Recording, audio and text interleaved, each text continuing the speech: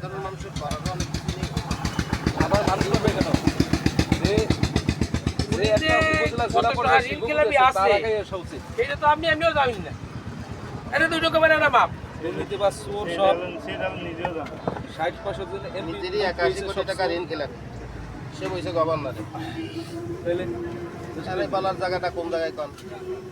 আমি কি করতে পারতেছি? এতদিন ডক্টর ইউনিট বেড়া ক্ষমতা রয়েছে এই সময় কোনো নিউজ জানি কিছু নেই এখন বেড়া নাইমে গেছে আর উপদেষ্টা 14,000 10,000 20,000 কোটি টাকা পাচার করে দিচ্ছে কেন্দ্র তো দুঃখ করছে এটা পাচার আর সবিটারে বলে মানে ভিটি ধরে মারতে পারছি না আমার। সব ফাউল। কে কয় তোমার? যে মানুষ জীবনের রক্ত মানে জীবন বাজি রেখে রাস্তায় নেমে কাজ করতে পারে সে দুর্নীতি করবে না। সে গভর্নর বাড়িতে একটা চোর, তারা কত রকম কথা বলতে পারে, তার শেষ আছে। তাহলে এই জন্য এগুলো বললেন আপনি।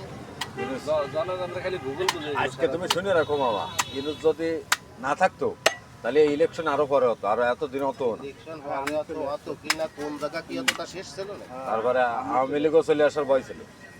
আমি লোক অবশ্যই আনসারি করতে পারি। আওয়ামী লীগ আসতেছে না আওয়ামী লীগ আসবে এখন দেব রাজনৈতিক দল এদের শেষ বলে কিছু নেই না, রাজনীতির না। শেষ পৃষ্ঠা কিছু নাই না।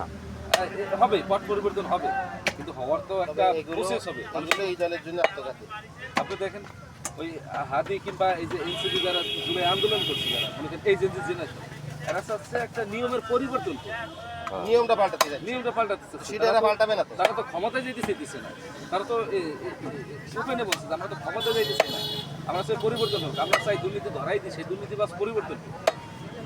তার মতো মেধা না থাকলেও তো দুর্নীতি করতে পারে না রাজনীতিতে মনে করেন এই ঈদের সময় আসছে যে পোলাপান নেতার কাছ থেকে মনে করেন পাঞ্জাবি শার্ট প্যান্ট এগুলো নিতে না পারবে এ তো রাজনীতিতে পারবে না আরে ওই নেতাই দেখতে যাবো যতই ভালো হোক ও পারবে না কারণ চোর বাটপার ও টাকা আর্ন করার পথ তৈরি করে দিবে নেতাও পাবে ও পাবে এই জন্য সে নেতা হয় দেশের পরিবর্তনটা আসলে জায়গা দেখি না। না শুধু অল টোটাল কেমন জানি আগা মাথা উল্টো পাল্টা হয়ে মাথায় যাচ্ছে। সব চোর। হ্যাঁ মানে এত বড়